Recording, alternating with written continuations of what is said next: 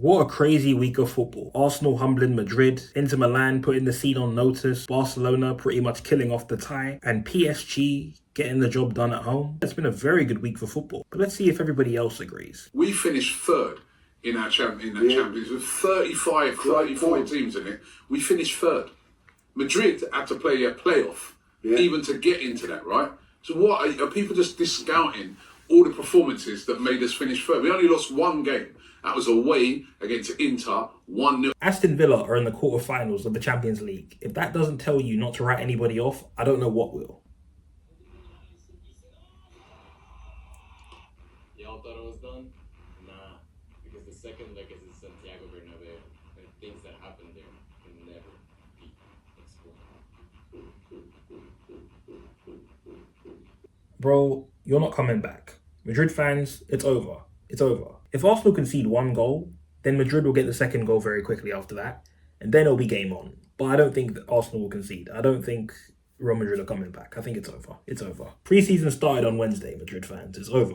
I am pleading with Florentino Perez as a human being. Stop this. We all know that Carlo Ancelotti is the Real Madrid coach because of you. How are you doing him any sort of favours? I'm happy this result has now given us one step closer to what we all want, and that is for that man to be out. We've made a team that is very average look like world beaters. We've made players who are average look like superstars. Because of what? Because of the system. Madrid fans have wanted Carlo out for the longest time. I think they should have let him go after winning the Champions League last season.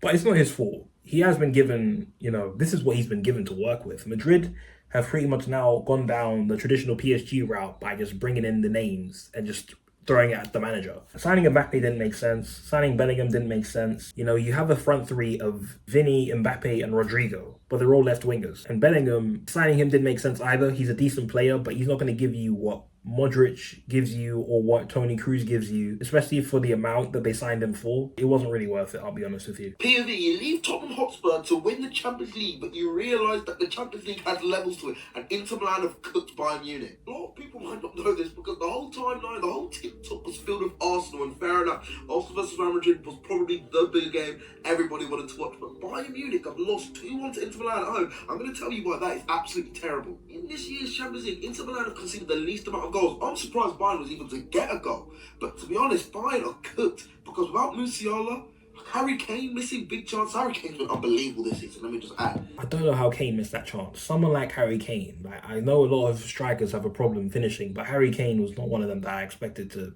fumble that chance. Kane should be better than that. And as for Bayern, they've not been that good this season. They've been hindered with injuries. I mean, they have Musiala out, Neuer out, Pavlovic out, Upamecano out. They've got Davies out. They've got quite a lot of players out, They've got nearly half their first team out, That's crazy. I'm sorry, is that Lautaro Martinez actually scoring an unreal goal when I'm watching him? When I'm watching him, when the spotlight is brightest, when the lights are shining on him, Lautaro Martinez actually turned up. Fair play to him. That was a very good goal, by the way. It's a sensational goal. I saw it and I thought it was going wide. He hit it with the outside foot and then curled towards the top corner. Brilliant goal. Brilliant goal. Barella had one of the best midfield performances of the season yesterday, and nobody is hyping it up.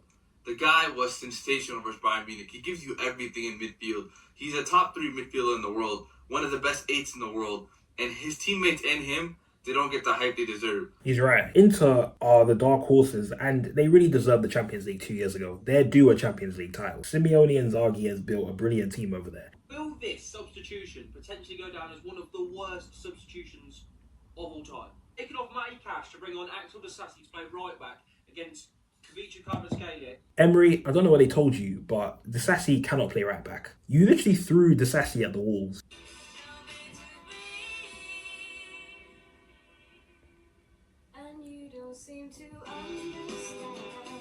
No one expected Aston Villa to get as far as they did in the Champions League. They do still have a chance. The next step would be to finally get a trophy. I think that's one thing that Villa need. I don't think they're going to break the big six and become title contenders, but I do think they will become a team along with Newcastle. I think those two will be, the European spot cup teams.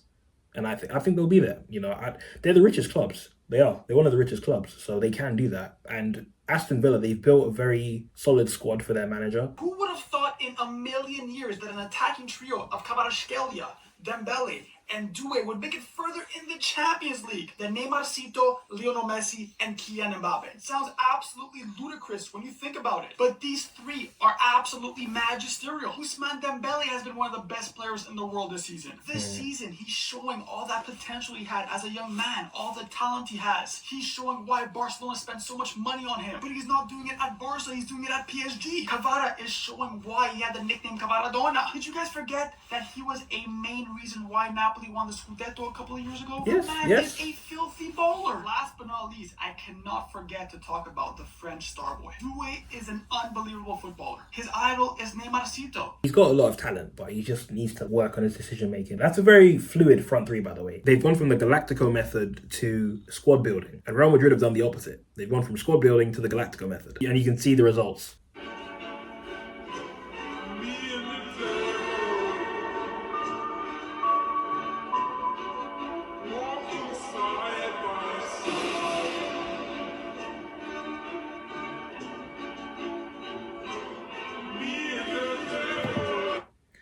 Dortmund fans are suffering, I can imagine. They've been struggling. Like, even last season, they weren't as good as they were the season before. Like, they were struggling a bit, but the Champions League final, I think, just clouded all of that, and the wheels have just fallen off this season. The attack will get the praise in all the plaudits, and they deserve it.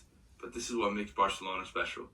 The midfield, Pedri and De Jong, and either Gavi or Fermin, Dani Almo, whoever is in front of them. That's a solid midfield when you read that out, you know. That's solid. And he's right. The game is won in midfield, but their defense worries me. Their defense is what worries me. If they can sort that out, I'm not going to lie, Barcelona, they can go back to where they once were. We all need this final. We all want this final. We all deserve this final. PSG against Barcelona. I am asking the football gods to do something for me. Or with the way that these two have been playing this season, PSG and Barcelona, I don't think they're going to need that much help from the footballing gods to get them to the final. What a campaign they are both having. What football they are playing. They are the most exciting teams in Europe to watch, and we need this. They are keeping football very much alive. How people can sit there and watch players like Desiree Doué, Kvaratskhelia, Kvaratskhelia, Lamine Yamal, Rafinha, Pedri across these two games tonight and say that football is dying is beyond me. The players are there. They are there and they're playing for these two teams, PSG and Barcelona. They are the two best coached teams left in the competition, in my opinion. We had the chance to sign Kvaratskhelia,